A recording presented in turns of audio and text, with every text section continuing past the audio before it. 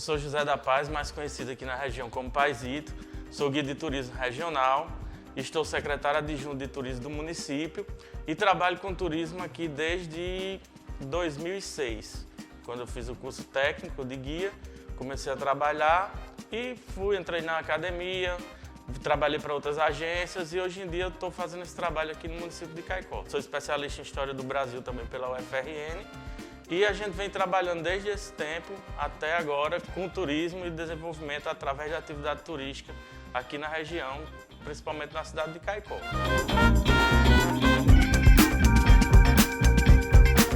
A cidade de Caicó, ela tem origem, a gente costuma dizer, vocês precisam saber da história local, da história regional, mas também faz parte da história do Brasil. A gente está falando de colonização, de descobrimento.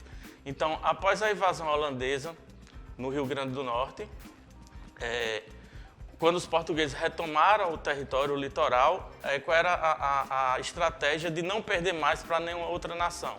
Era interiorizar essa conquista, né? Então, começaram a ser doadas datas de terra no interior, saindo do litoral, vindo para o interior do território, que viria a ser Brasil. E aqui em Caicó, onde hoje é Caicó, nós recebemos, foram doadas algumas datas de terra para esse pessoal, os nobres portugueses, virem morar no interior e consolidarem fazendas. Era uma economia complementar do litoral. No litoral se cultivava cana-de-açúcar e precisava de suporte para essa produção. Então precisava de carne, de força motriz animal para fazer esse trabalho. E aqui nessa interiorização, entre aspas, o pessoal, os nobres portugueses vieram para constituir fazendas de cria gado e desenvolver essa população e consolidar o domínio português no interior do território. Então, aqui onde é Caicó, nós recebemos, foi doada uma data de terra ao coronel Antônio de Albuquerque da Câmara, ele veio com sua família para justamente formatar essas fazendas de cria gado, sendo que teve um detalhe. Os índios, a etnia que era aqui do interior, eram os tapuias tarariús, porque os índios do litoral são os potiguares. Do interior, saindo do litoral, é a grande nação tapuia. E dentro das tapuias tem outras etnias, no nosso caso era tarariús. Eram os índios mais, vamos dizer assim, hostis, né? Então, quando eles começaram a fazer as primeiras construções, que hoje em dia existe a Casa Forte do Cuó, as ruínas, que é o início de Caicó, teve essa resistência indígena. Então, no lugar de ser casa normal, de ser uma casa normal, teve a necessidade de ser uma casa com aspectos, com características arquitetônicas de fortificação militar. Então, daí surgiu uma casa forte, que é onde vieram morar.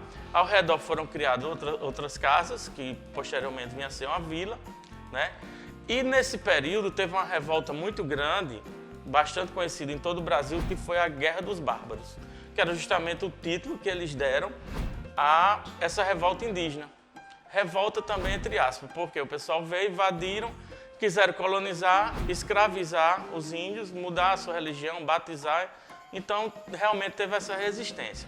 Quem tiver a oportunidade de conhecer o local, lá onde é tombado pelo município, é patrimônio histórico cultural do município, a Casa Forte do Cuó e outros 12 locais, né, que é uma lei de 2018, municipal, vai ver que o ponto que eles escolheram, quando chegaram aqui, é um ponto estratégico. Fica entre os dois rios que cortam a cidade, fica em um local elevado, então você tem a visão de 360 graus de onde os índios caminhavam, que era nas ribeiras dos rios.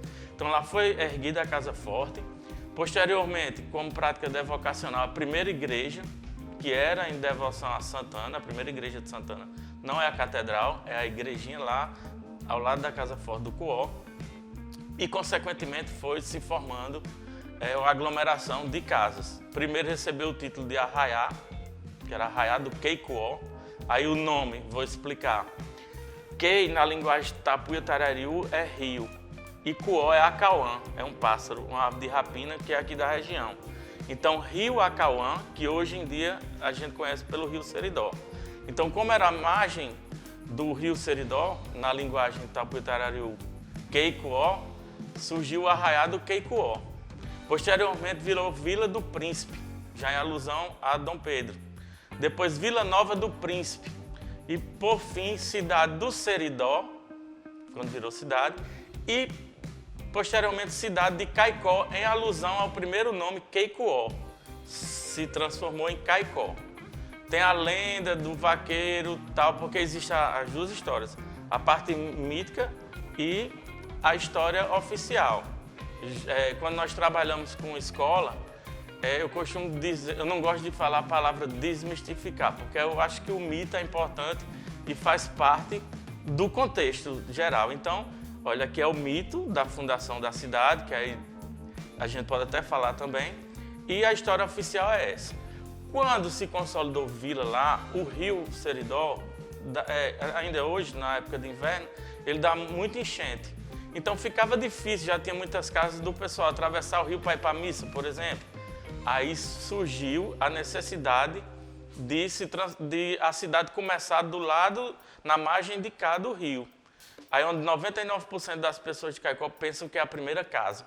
É essa casa de pedra que ainda está em pé, mora o pessoal lá desde as primeiras famílias, que é um dos patrimônios que nós vamos falar, e chamam aqui em Caicó a Casa de Pedra a primeira casa da cidade, mas que realmente a primeira casa é a casa forte do Cuó.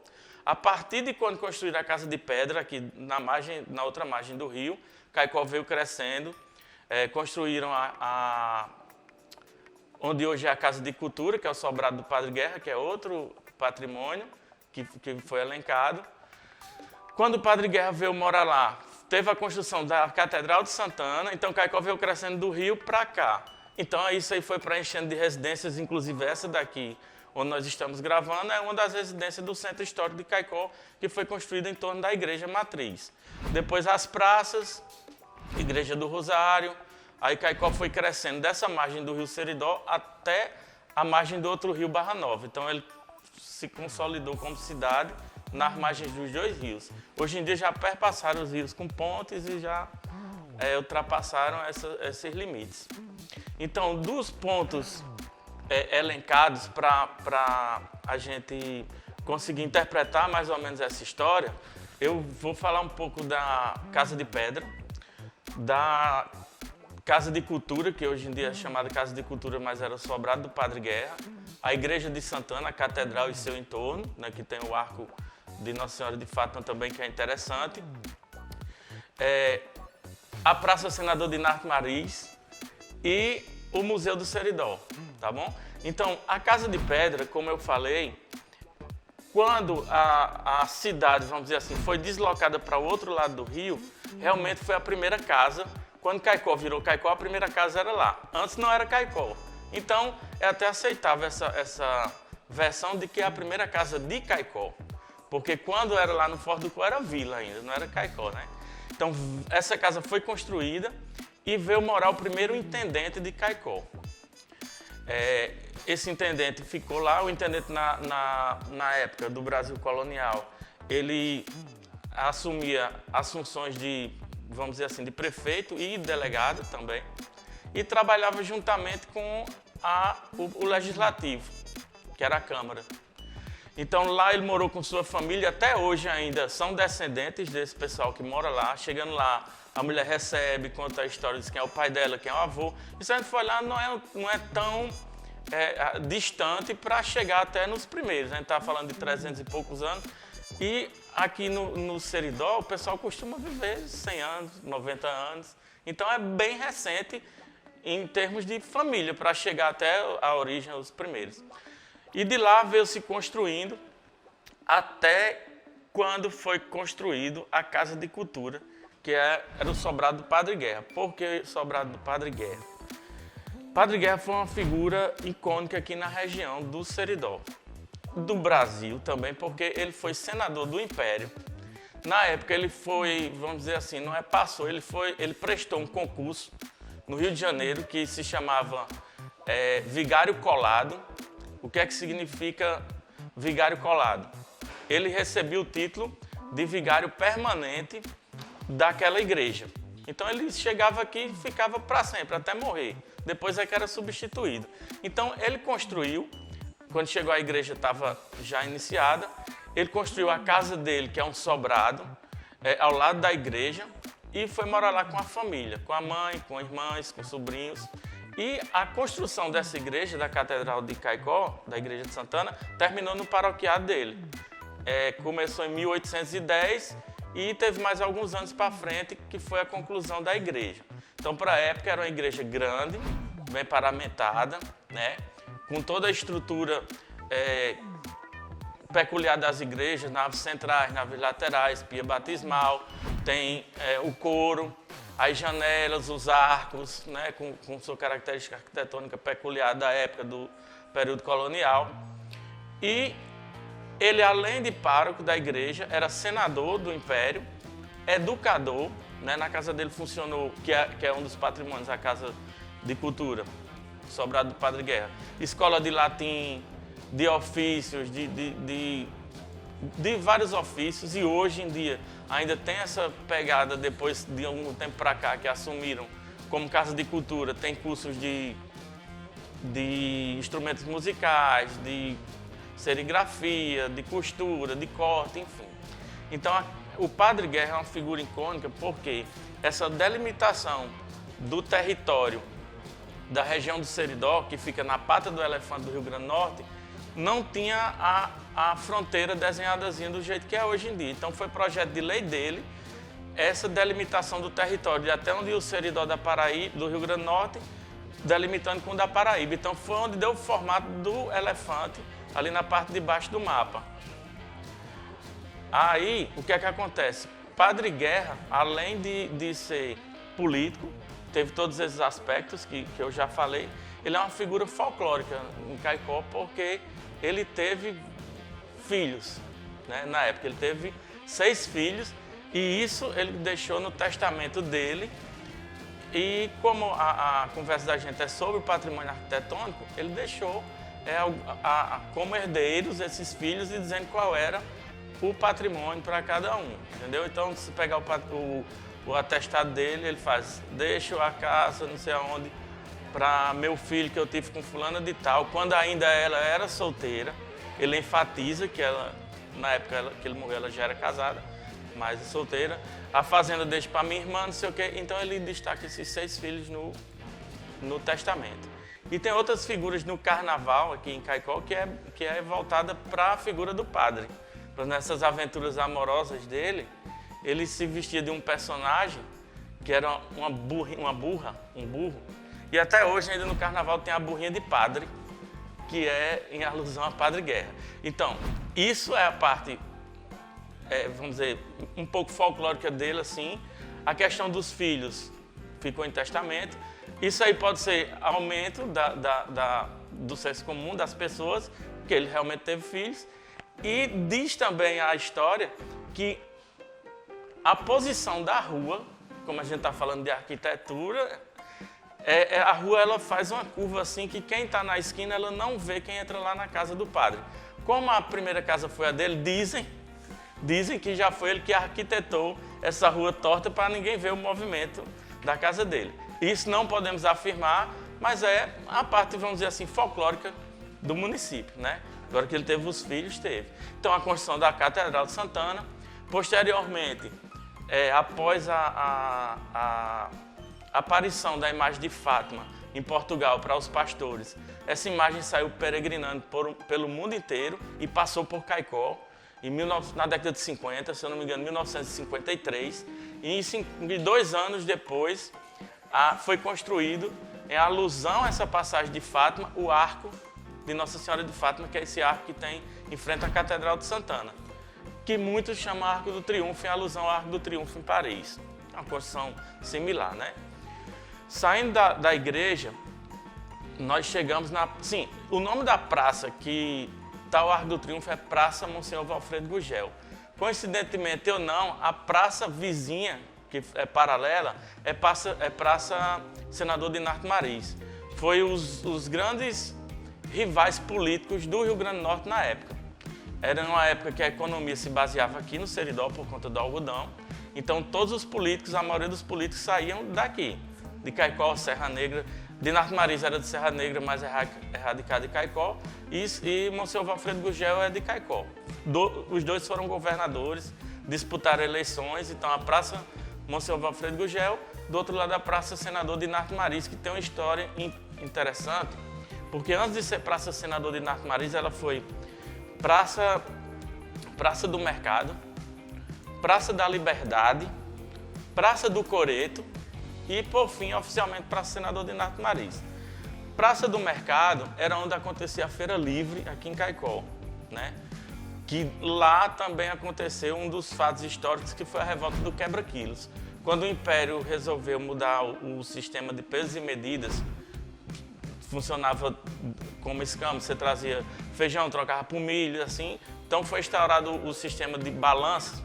A população achou que era um meio do governo, do Império, roubar eles. Então essa revolta não aconteceu só aqui, mas foi em todo o Brasil. E quebraram tudo que era de balança, de peso, de equipamentos e jogaram lá dentro do Poço Santana. Então onde é a praça ficou conhecido como Praça do Mercado e aconteceu esse fato histórico. Depois, Praça da Liberdade. Os primeiros movimentos republicanos aqui na região eram lá. As primeiras cartas de alforria lidas dos escravos eram lidas na praça. Então, Praça da Liberdade. Quando a Lei Áurea foi assinada, Caicó não tinha mais nenhum escravo cativo. Já tinham sido todos alforriados. Então, é um marco também. E justifica também até pela questão de ter poucos escravos aqui.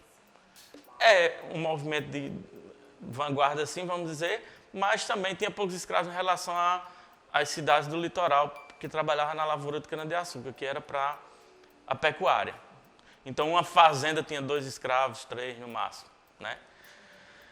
Praça da Liberdade. Praça do Coreto, depois foi construído um coreto que não é aquele de alvenaria, era de madeira, um coreto estilo oitavado.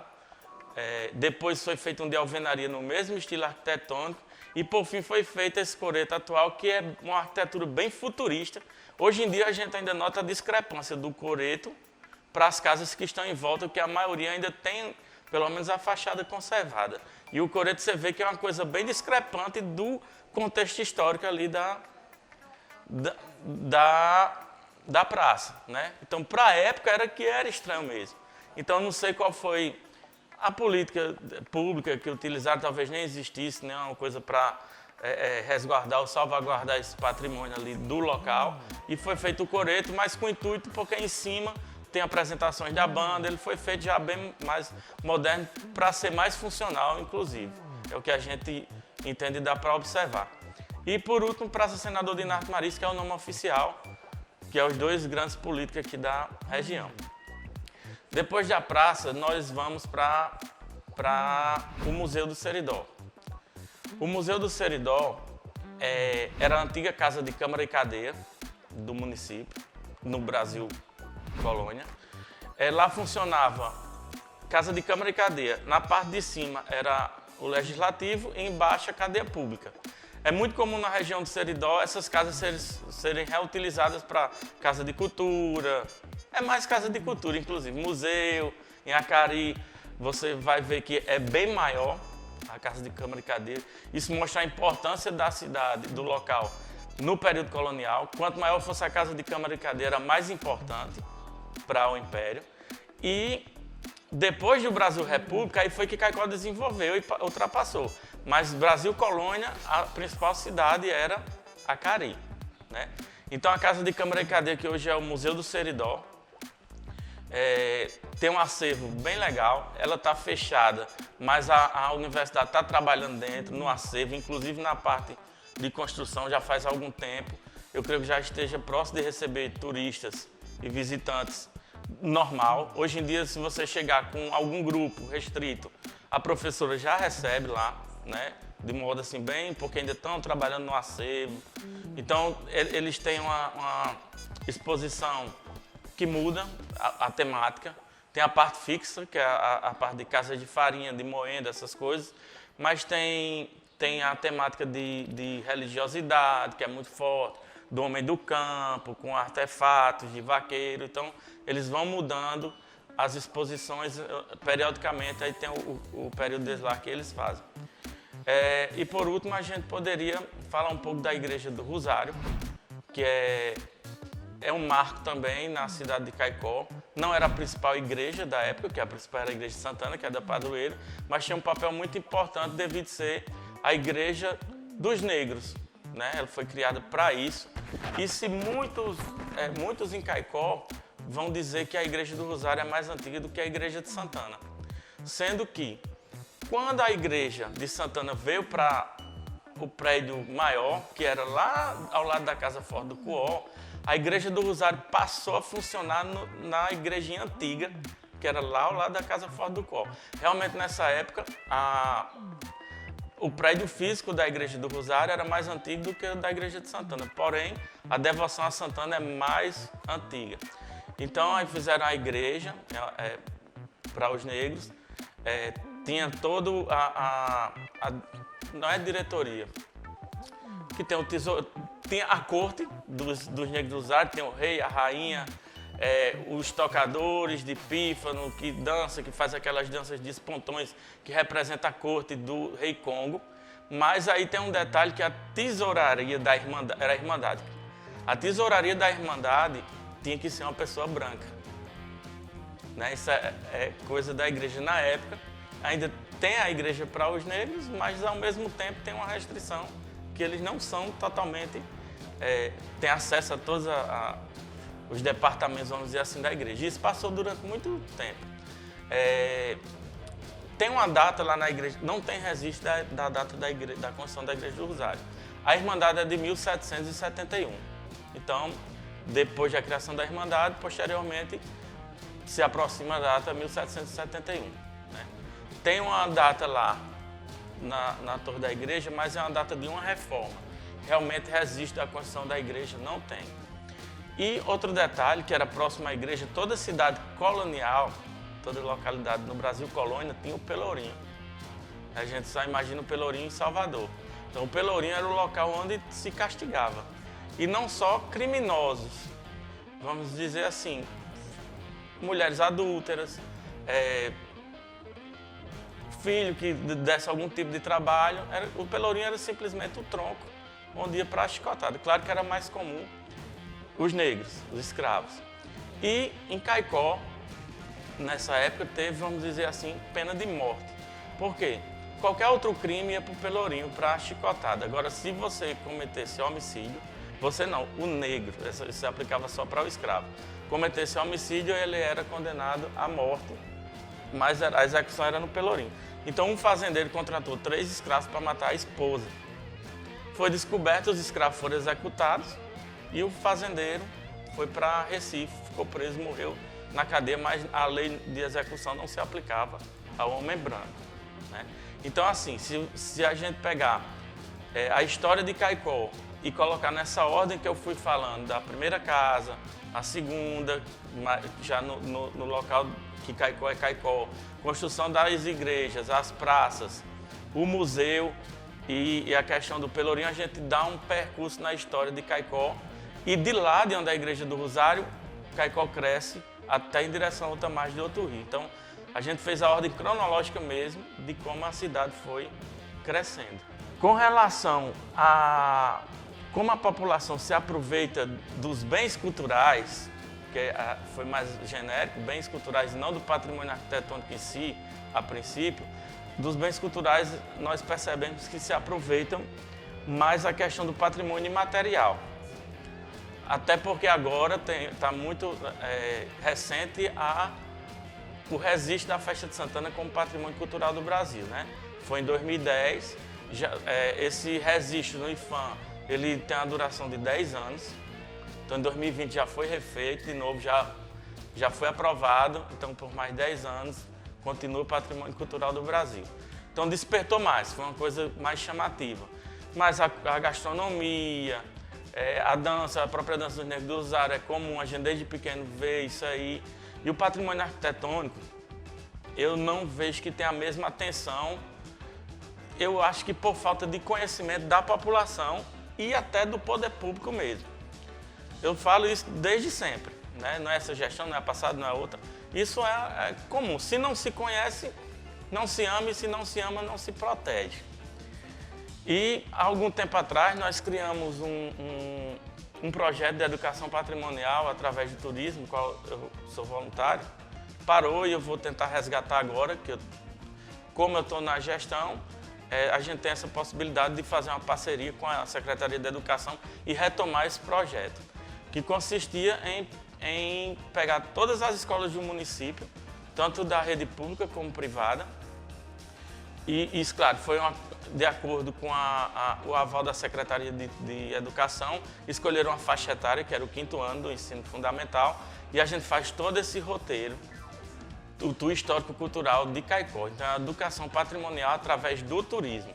A partir daí, esses meninos vão propagar, chegar para o pai, para a mãe, que muitos já estão sabendo que existe a história original, o mito. Isso aí tudo a gente trabalha no primeiro momento em sala de aula e no segundo com eles em campo mesmo, fazendo esse tour histórico-cultural. Então, em 2018, nós conseguimos fazer com todas as escolas do município, da rede pública e privada. Foram mais de 30 escolas que fizeram esse projeto. Para isso, eu participei da elaboração dessa lei em 2018, que é uma lei de tombamento do patrimônio cultural do município. Então, a princípio, como a gente estava fazendo um inventário geoturístico para a inserção da cidade, tentar inserir a cidade no Geoparque Seridó, nós elencamos 12 locais de interesse, porque aí divide LIC e LIG. Local de interesse geográfico, LIG, e local de interesse cultural, LIC. No caso, nesse tombamento dos 12 locais, nos 12 geossítios, alguns são contemplados, alguns pontos de estrutura arquitetônica são contemplados, como a Casa de Pedra, né, que ela tem a construção baseada em material lítico, em rocha, mas também é um patrimônio arquitetônico. Então, mas a lei não distingue, e foi aprovada a lei, esses 12 monumentos foram tombados, mas a lei não distingue se é só monumento geológico. Então, ela pode ser aplicada a qualquer prédio, qualquer local de interesse cultural do município. Então, a lei está aí, por exemplo, Casa de Cultura, Igreja de Santana, Casario Antigo, que é esse casario que foi mencionado aqui nessas casas no Centro Histórico, as praças, todas podem ser tombadas por intermédio dessa lei de 2018. Aquela casa que você falou, que quando estiver aqui teve um burburinho que foi derrubado e tal, se resgatou uma lei mais antiga de Caicó, que eu também fui ver, que já tinha um pouquinho para resguardar esse patrimônio. Sendo que no texto da lei, eu leigo, não sou advogado, mas eu vi que tem assim, a preservação de prédios históricos, não vou dizer o pé da letra com minhas palavras, a preservação dos prédios históricos que sejam reconhecidos pelo poder público. Então, muita gente ficou com raiva, foi para as mídias sociais, não sei o quê, mas a lei regia que fosse reconhecido pelo poder público. A partir do momento que não é reconhecido como patrimônio, ele pode ter derrubado. Isso na minha interpretação. Aí a lei de 2018 já dá uma força maior. Então a lei de 2018 é justamente traduzindo que o poder público reconhece que esse patrimônio é importante. É tanto que tombou 12 locais. Então se agora o poder público já reconhece, já pode entrar em voga a lei anterior. Se for tombar algum desses locais, se for demolir algum desses locais que já foi tombado, não. O poder público reconhece. Então pode utilizar a lei que você não pode derrubar esse patrimônio. Por isso tem que, assim, já foi um primeiro passo. A maioria já está sinalizado com a sinalização turística. Foi feito um projeto junto ao Ministério do Turismo, o Conselho Gestor do Polo de Turismo do Seridó. A Caicó foi contemplado com 75 placas de sinalização turística nesses locais. Então foi um primeiro passo. Agora dá continuidade, tombar mais os outros prédios. Tipo a Casa de Cultura não é tombada, não. Inicialmente foram esses 12 locais, certo? De patrimônio arquitetônico, a Casa de Pedra foi, a capelinha lá do Serrote da Cruz foi tombada, mas falta outros, porque a princípio foi os locais de interesse geológico, que era para essa finalidade do Geoparque. Mas, enfim, a lei está aí, agora o mais difícil foi feito, que foi a constituição da lei. E é isso, assim, a gente está nesse processo lento, mas que foi muito válido, ter prédio tombado, ter locais tombados no município. E essa é basicamente a história de Caicó, com essa ordem cronológica tanto dos acontecimentos como da urbanização mesmo da cidade.